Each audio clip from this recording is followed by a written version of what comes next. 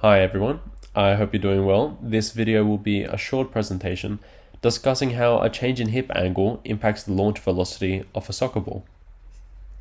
My name is Dimitrios, and I'll be talking about what camera settings were used to capture the footage, how the data itself was measured and collected, and any limitations that may have been present at the time of filming.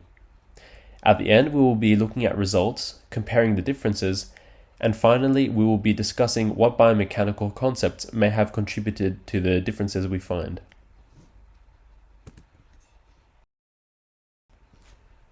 The camera used was a Canon EOS 5D Mark III, which sounds fancy I know, but any camera that has these settings will bring about the same results.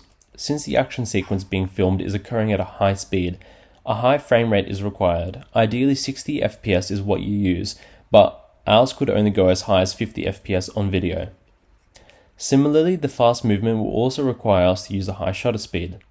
We use the shutter speed of 1/1200th of a second.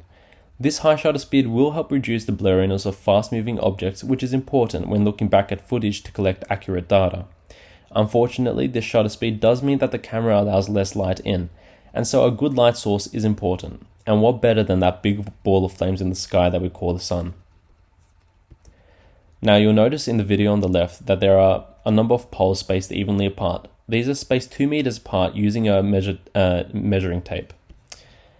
These are used as reference markers to see what distance the ball will travel over a given time frame.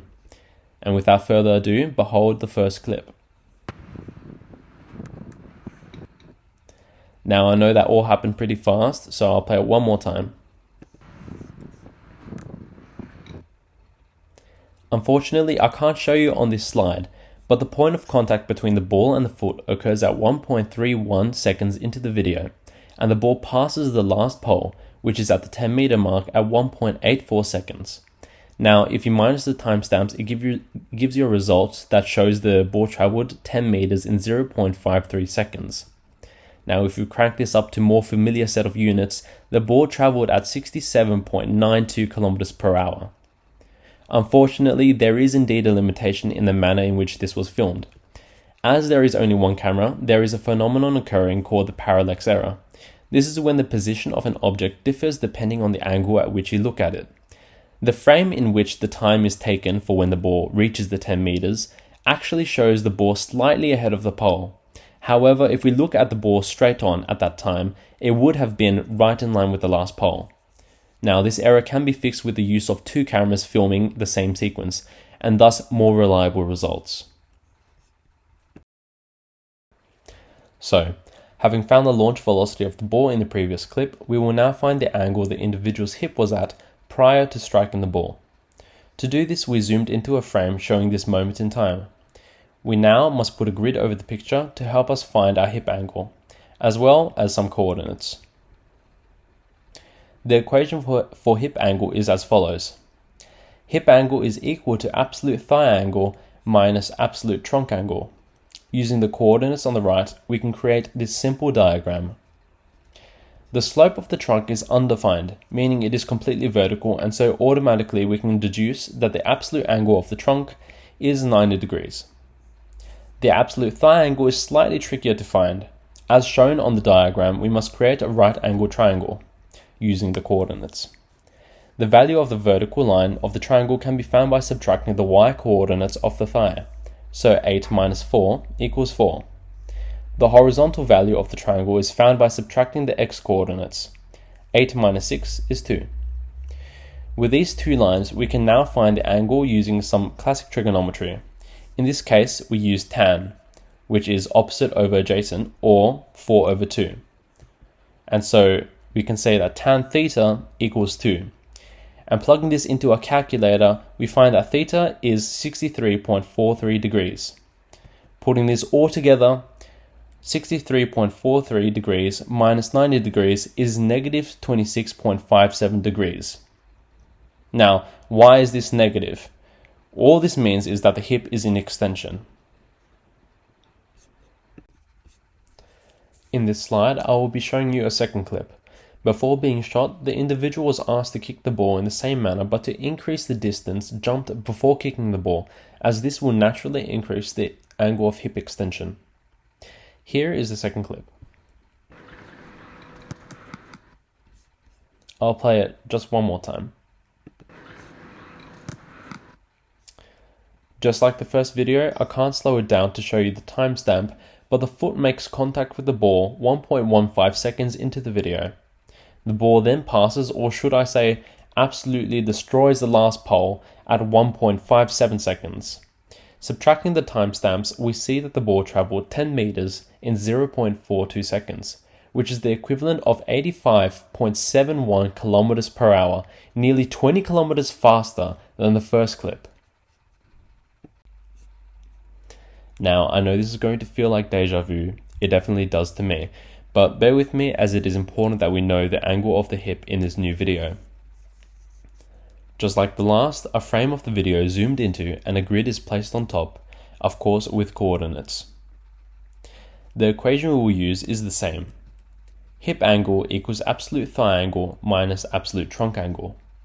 Using the coordinates, we will make this new diagram. The absolute angle of the trunk remains at 90 degrees, as there is an undefined slope according to the coordinates. The size of the right angle triangle made for the thigh is found in the same manner as the first. The vertical value is found by subtracting the y coordinates 8 minus 4.5, which equals 3.5, and the horizontal value is found by subtracting the x coordinates, which is 8 minus 5.5, which equals 2.5. We will again use tan to find the value of the absolute angle. Tan theta, in this scenario, equals 3.5 over 2.5, which gives us the value of 54.46 degrees for theta. Plugging all our values into our equation again, we find that our hip angle is 35.56 degrees. Now to recap, the hip angle in the first video was negative 26.57 degrees, which created a ball velocity of 67.92 kilometers per hour. In this new video, there is a greater hip extension of negative 35.56 degrees, which creates a greater ball velocity of 85.71 kilometers per hour. In this final slide, we will go through different biomechanical reasons for this direct relationship, as it is quite basic to simply suggest, greater hip angle automatically means greater launch velocity. Why does greater hip angle increase launch velocity? Let's find out. Here are some biomechanical reasonings. The first reason is centripetal force. When looking at its equation using linear velocity, we see centripetal force equals mass multiplied by velocity squared, divided by radius. This is relevant as when the hip is in greater extension, the radius value is larger. This may seem counterintuitive as this would reduce the total force, but in practice, especially in the movement we explored, hip extension also creates greater velocity, which when plugged into the equation would increase the force. The reason for velocity increasing will be explored in the next two reasons. The second reason is gravitational potential energy. This formula states that PE, potential energy, equals mass multiplied by gravity multiplied by height. We can assume the mass, the foot, and gravity is constant, and so the only thing that changes when hip extension changes or is increased is the height of the foot. The height of the foot increases with greater hip extension, and so therefore gravitational potential energy increases as well. Lastly, strain energy suggests that SE, strain energy, equals half multiplied by K times X squared. This equation is used when discussing spring-like objects that want to return to its original shape after being deformed, conveniently just like a muscle would, or in this case, the quadriceps. As hip extension increases, so too does the X value, as it represents the amount of deformation to the quadriceps. This leads to strain energy increasing as well. These three reasons combined gives us support and suggests that indeed a greater hip extension increases the launch velocity of a ball. Thank you all for watching and have a nice day.